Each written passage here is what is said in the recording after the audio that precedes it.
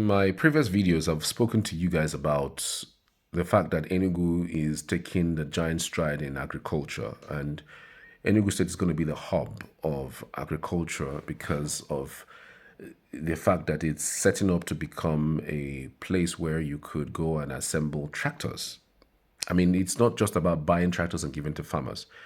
They are building a location where tractors, like it's a home for tractors. It's just like Innocent Motors having his base in Newi, in Lagos, and in Enugu as well, where as an innocent car owner, you can just drive in there and say your car is having issues, and then they fix it for you. I mean, in fact, they can even take it back from you and give you a brand new one, giving the circumstances surrounding whatever it is that you're complaining about. That's exactly what this is about. Establishing a tractor hub is like you don't have to bother about the equipment not being available or equipment not changing. I've been able to interact with few farmers in Enugu, and some of the problems that they have stated to me as their major issue is the fact that whenever their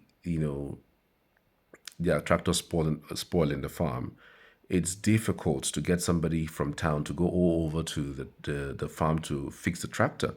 Even if you want to buy something in town to fix, it comes with a lot of expenses for the farmer. I mean, for a farmer who is trying to till the soil to plant their crops, it becomes a problem. I know of a farmer who had actually procured one tractor, and it's a hell of a problem because he's beginning to think that maybe it's even somewhat a disadvantage that he was able to procure a tractor from Germany, and at the end of the day, when it spoils, you can't get to have a place where you fix it. Even when you get, it's very expensive. Even when you want to rent out, you don't have people who you can trust to, have all of that covered. So there is a problem even when you purchase tractors from outside the country, and then you are using it to tilt your soil and to getting involved into commercial farming. But this is completely different because there is a tractor assembly plant in Enugu. Is not you have to drive all the way. Somebody has to call somebody that is sleeping to come and help you. No, you have a problem with the tractor, drive in there, fix it, and take it back. It is not that difficult.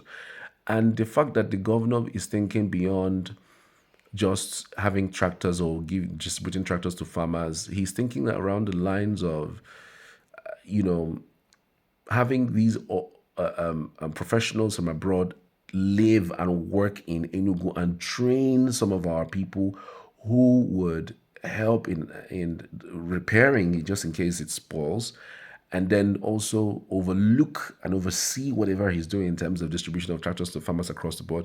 And then imagine the amount of food that will be so much available to people of Enugu when this gets to the top notch. This is what almost over. I'm looking the number of 1,000 tractors already in Enugu, already assembled in Enugu to be distributed to farmers for the planting season. Imagine the number of food crops, food items that will be coming out, especially of Enugu when this is done.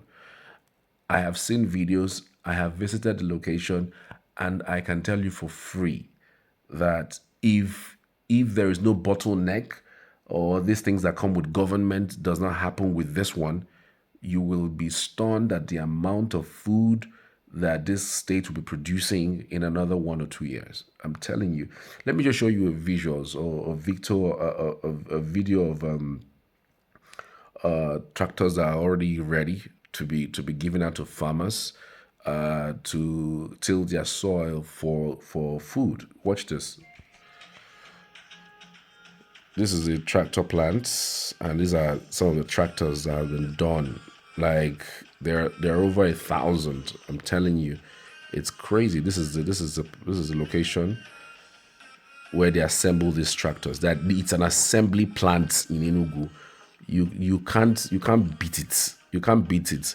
It is the largest in the southeast, and the South South and even the Southwest combined.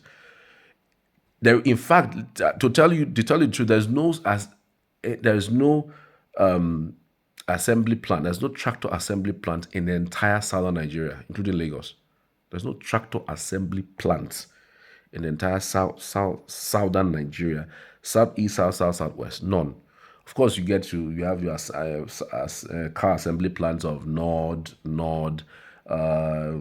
Innocent, yes, all those things, but no tractor assembly plants in the entire South. This is the very first. If it comes on board and it works to its maximum, people from the north, north central, southeast, south, and even southwest will come to ask for these tractors in order for them to be able to till their own soil. That is how big the dream of this government, led by Peter Mbai, is. And quite frankly, take it or leave it. He is living the dream, not just living the dream, but he's hoping to make this place not just a hub for tourism, for work and for education and for business, but it's also making this place a hub for agriculture. Nobody can do it better. Nobody can do it better. I'm not. I haven't seen something like this in this direction. Even during the time of Chimaroke, Namani, even the time of Sullivan, that has been highly praised for what he was able to do for 8 years at a time. This guy has completely, within 2 years, shown absolute sign and absolute direction as to where he's going to with his governance. We would not always agree with every government or every governor that comes. While Uguayin was on board, not everybody agreed with his policies and programs. While Sullivan was on board, not everybody agreed with his program and policies. While Chuareke was on board, not everybody agreed with his business and programs and policies. And the same thing with Peter Mba. Not everybody would agree with his programs and policies, but he has a direction. He knows what his direction is. He knows what his target is. That by 2027, this is what he must have done, and beyond 2027, if he's given the mandate again to run to 2031, he would have done A, B, C, D, E.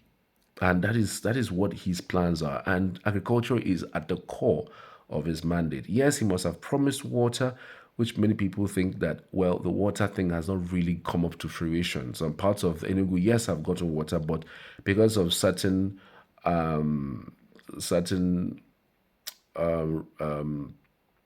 obstacle which they are overcoming, water is seen even beyond the places that it was seen, before he took office. At least you could tell that there are new pipes that have been changed, that places that have been upgraded in terms of the number of people that are getting water.